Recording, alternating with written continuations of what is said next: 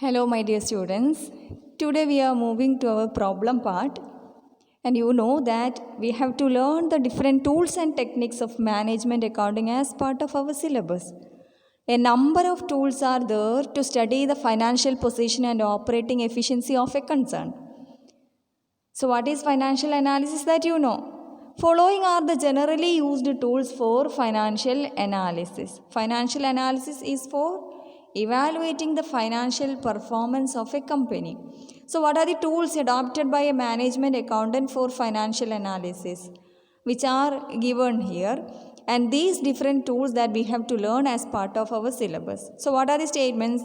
What are the tools? Comparative statements, common size statements, trend analysis, ratio analysis, fund flow and cash flow analysis, marginal costing and break-even analysis, and lastly there is responsibility accounting. Responsibility accounting in detail to be learned only for BBA students. For BCom, they have to understand a brief description about what is responsibility accounting. So, we are moving to our first tool of financial analysis, first tool of management accounting, that is comparative statement. So, statements prepared in a form that show the financial data for two or more periods are known as a comparative statements. So, എന്താണ് മനസ്സിലായത് നിങ്ങൾക്ക്? If you are preparing a statement, if you are preparing a balance sheet, if you are preparing an income statement in a comparable format, which is called a comparative statement. So, when you prepare a comparative balance sheet, when you prepare balance sheet in a comparable format, there will be at least 2 years data, 2 years figures, then only you can have a comparison. So, when a balance sheet is presented in a comparable format, that is called a comparative balance sheet. Clear? When an income statement is prepared in a comparable format, which is called a comparative income statement. So, of course, there are two comparative statements, comparative balance sheet and secondly, comparative income statement. എന്താണെന്നുള്ളത് മനസ്സിലായിട്ടുണ്ടാവല്ലോ? Balance sheet comparable ഫോർമാറ്റിൽ prepare ചെയ്ത comparative balance ഷീറ്റായി എന്ന് വെച്ചാൽ 2 വർഷത്തെ data വെച്ച് നിങ്ങൾ prepare ചെയ്യുകയാണെങ്കിൽ that is comparative balance sheet. When you are taking 2 years data for preparing an income statement, 2 years income statement are put together for an evaluation, for an analysis, it is called comparative income statement. So, what is comparative balance sheet? It shows the assets, liabilities and owner's equity of a business unit at 2 different periods in a comparable form. In a balance sheet, there will be 3 items. Assets will be there, liabilities and owner's equity. If these 3 items are put in a comparable form, which is called a comparative balance sheet. So, in a comparative balance sheet, there will be 5 columns. Altogether, there will be 5 columns. First column for items. In the second column, you have to show what is the value of assets and liabilities for the first year. And in the third column, you have to provide what are the values of items for the second year. Fourth column shows the increase or decrease in each of these items in absolute terms. And last column is the increase or decrease in all these items as a percentage. So, the increase or decrease between the 2 periods will be shown in absolute terms as well as in percentage. So simple, so clear. I will show you a question.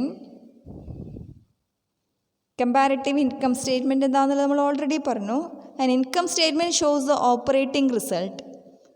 Profit and loss account shows what is the operating result of the company for the last year.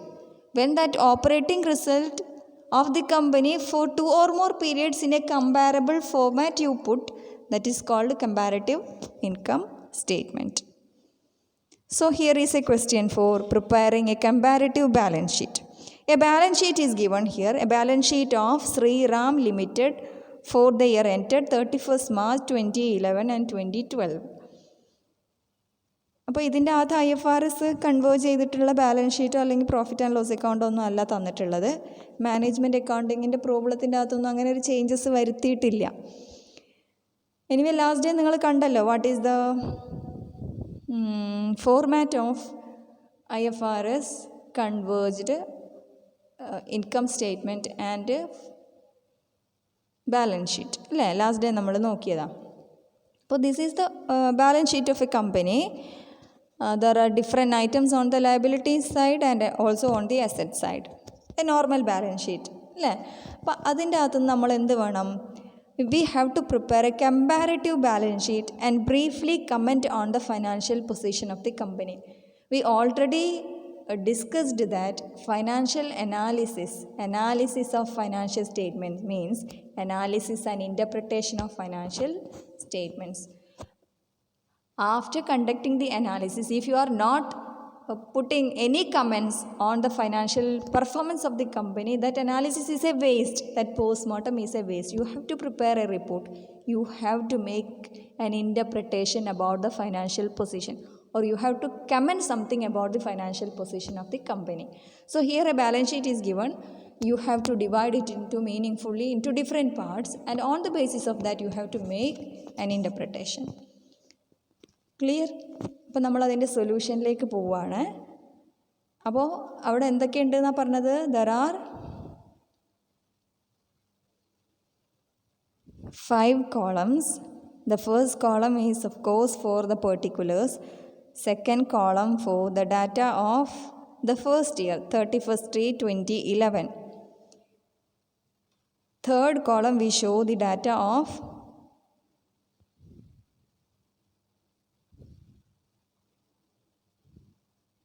second year, 31st/2012. And this column shows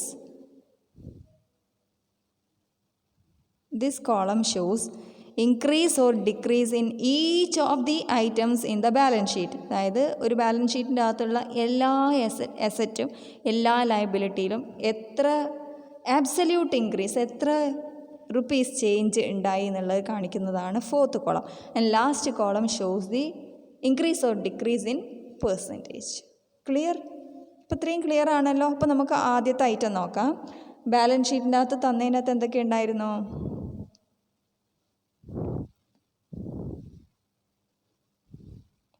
equity share capital ഉണ്ട്, general reserve, profit and loss account, debentures, sundry creditors, bills payable. On the asset side, we have land and buildings, plant and machinery, furniture, stock, debtors, cash at bank and cash in hand. These are the different items. So, in financial analysis, we have to meaningfully divide the statement into different parts. അപ്പോൾ നമുക്കതിനെ meaningful ആയിട്ട് divide ചെയ്യുമ്പോൾ we put all the long-term liabilities together. Then we show the current liabilities. While coming into the asset side, we put all the permanent assets, fixed assets together as a block, and current assets are shown below the fixed assets. അപ്പോൾ അത് നിങ്ങളുടെ ഇഷ്ടമാണ്. Management accounting is having no hard and fast rules.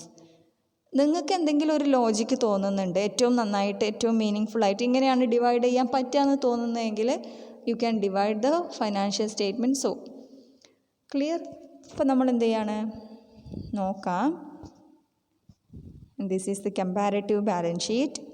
Title you have to write like comparative balance sheet as on 31st March 2011 and 2012.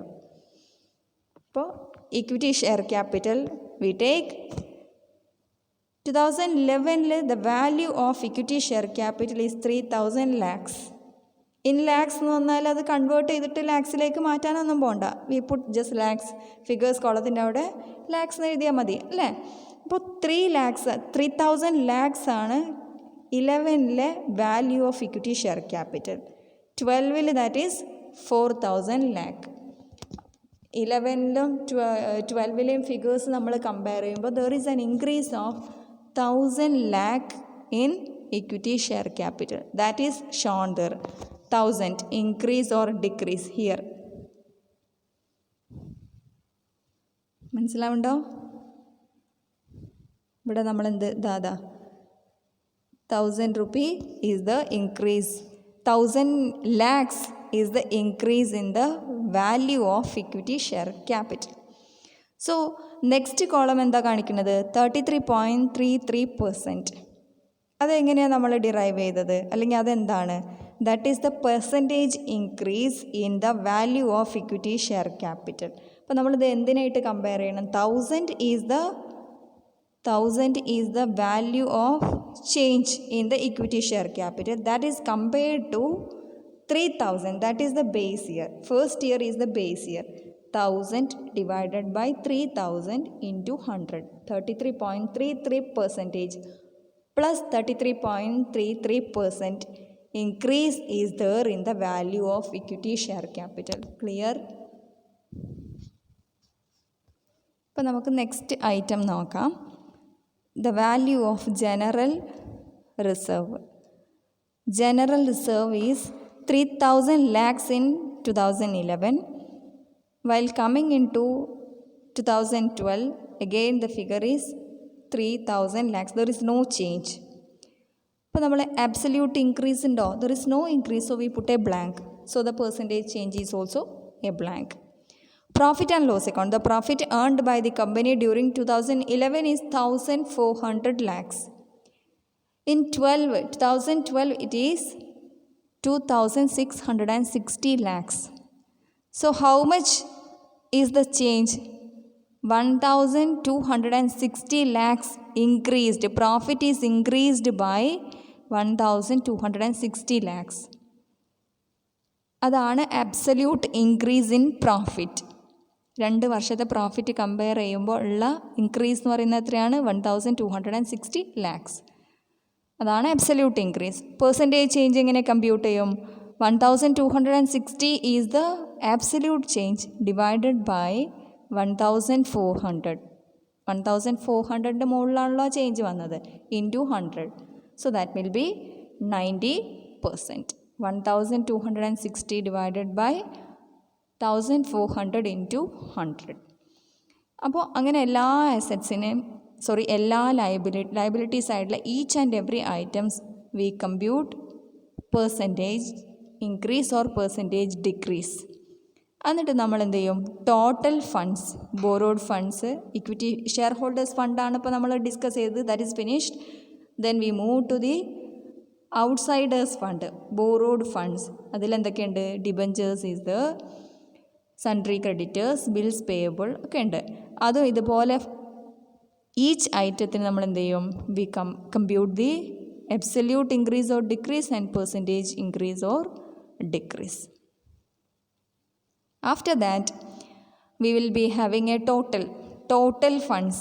Total funds means the total of the balance sheet, അല്ലേ? 13,110 lakhs. Second year it is 14,530 lakhs. So what is the absolute increase in the value of total liabilities? Total liability side, total of the balance sheet 1420. അല്ലേ? Liability നമ്മളുടെ balance ഷീറ്റിൻ്റെ total last year ഉള്ളതിനേക്കാളും 1420 lakhs ആണ് change ആയത്. So what is the percentage change? That is 1420 divided by 13,110 into 100, 10.83% increased. Okay, likewise we are computing the percentage of each and every item of the assets. അപ്പോൾ അസറ്റ്സിനെ നമ്മൾ എന്ത് ചെയ്യും? We are dividing it into 2 blocks. അപ്പോൾ on the basis of permanence ആണ് നമ്മൾ എന്ത് ചെയ്തത്? ലയബിലിറ്റീസിനെ നമ്മൾ ക്ലാസിഫൈ ചെയ്തത്. അപ്പോൾ അതുപോലെ തന്നെ on the basis of permanence we are classifying the assets also. Fixed assets ആദ്യം കൊടുക്കുന്നത്, പിന്നെയാണ് കറണ്ട് അസറ്റ്സ് കൊടുക്കുന്നത്. അപ്പോൾ ഫിക്സഡ് അസറ്റിൻ്റെ ബ്ലോക്കിൽ what are the fixed assets, individual items, ഓരോന്നിൻ്റെ അകത്തുള്ള ചേഞ്ച് ഇതുപോലെ നമ്മൾ നോക്കും. 4,000 ആണ് ലാൻഡ് ആൻഡ് ബിൽഡിങ്സ്. 2 വർഷം 4,000 each. There is no change in the value of land and buildings, so there is no increase or decrease in the value of land and buildings. Percentage change is also not there. Clear ആയല്ലോ? ഇനി plant and machinery എടുക്കുമ്പോൾ 6,500 is increased to 8,000.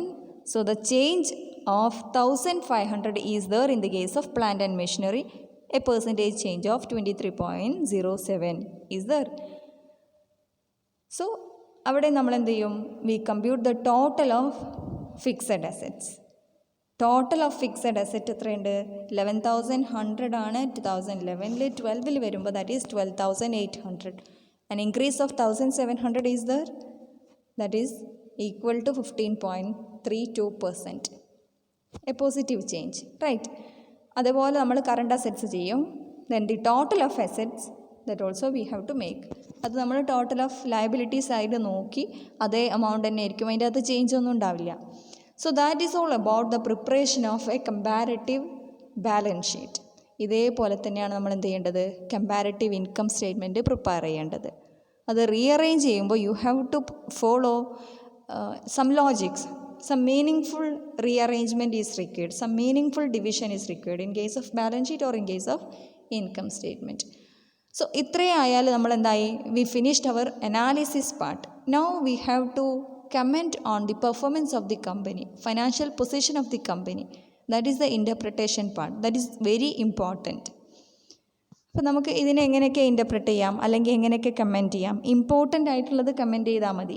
എല്ലാ item എടുത്ത് നമ്മൾ ഓരോന്നും ഇത്ര percentage ഇൻക്രീസായി ഡിക്രീസായി എന്നുള്ളത് കാണിക്കേണ്ട ആവശ്യമില്ല. ഓക്കെ,